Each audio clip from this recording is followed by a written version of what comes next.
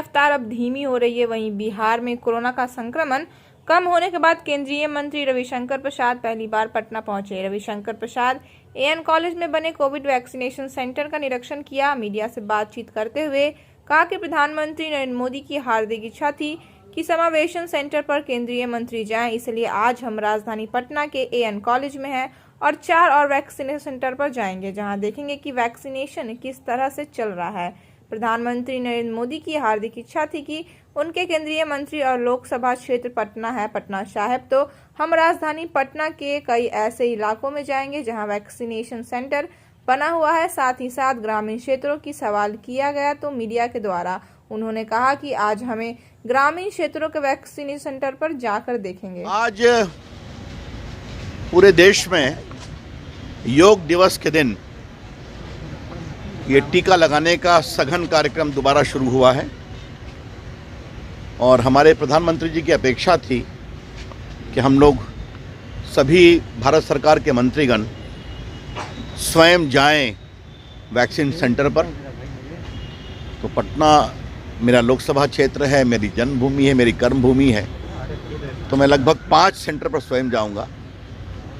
मैंने अभी यहाँ से शुरू किया एएन कॉलेज से, और हम लोग उनसे मिलेंगे जिनको टीका लग रहा है, टीका कैसा लग रहा है, सुविधा है, जो लोग आराम करते हैं टीके के बाद उनसे मिलते हैं।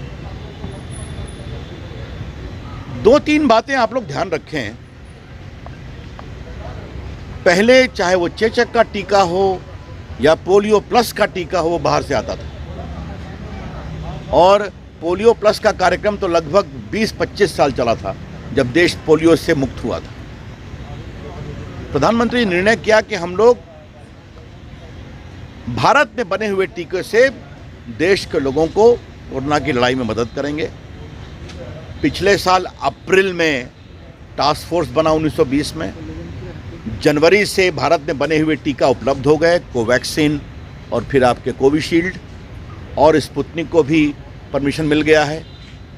अभी तक लगभग 28 करोड़ भारतीयों को टीका लग चुका है।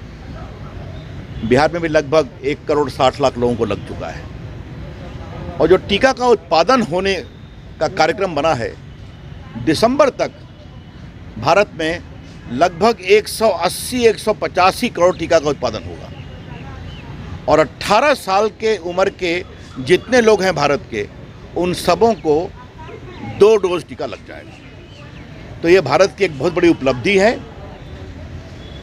और आप लोग एक बात कभी नहीं भूलिए कि भारत की आबादी 130 करोड़ से अधिक है।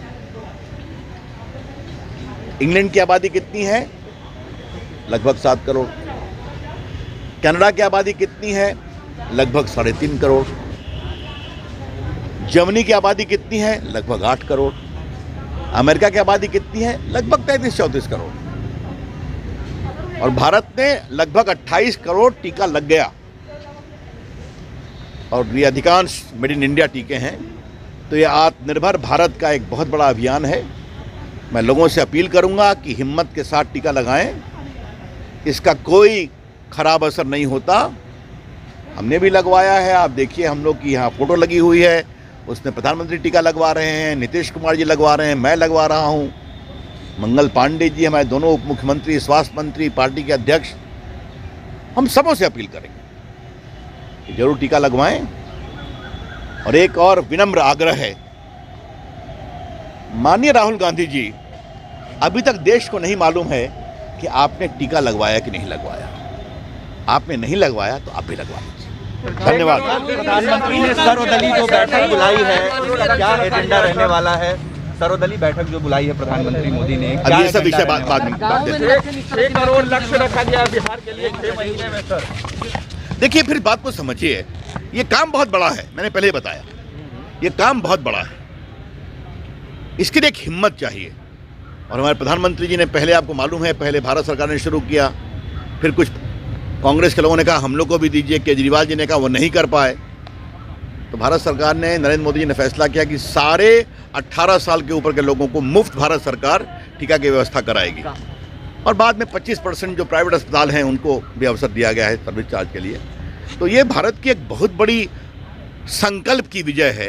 और आपको मैंने बताया लगभग 28 करोड़ टीके लग गए। डन। लेकिन राहुल गांधी वहाँ भी जाएंगे, आज मैं जाऊँगा, ग्रामीण क्षेत्र में जाऊँगा। सर स्पुतनिक बिहार आ गई है, लेकिन कब से इम्प्लीमेंट होगी बिहार? अब इसके बारे में बिहार सरकार के स्वास्थ्य मंत्री और बिहार सरकार के स्वास्थ्य विभाग के लोग बताएंगे, लेकिन इतना मुझे मालूम है कि साल के अंत तक बिहार में भी लगभग 6 करोड़ प्लस टीका लगेगा। राहुल तो गांधी ये एक बहुत बड़ा अभियान है। आपकी अपील का राहुल गांधी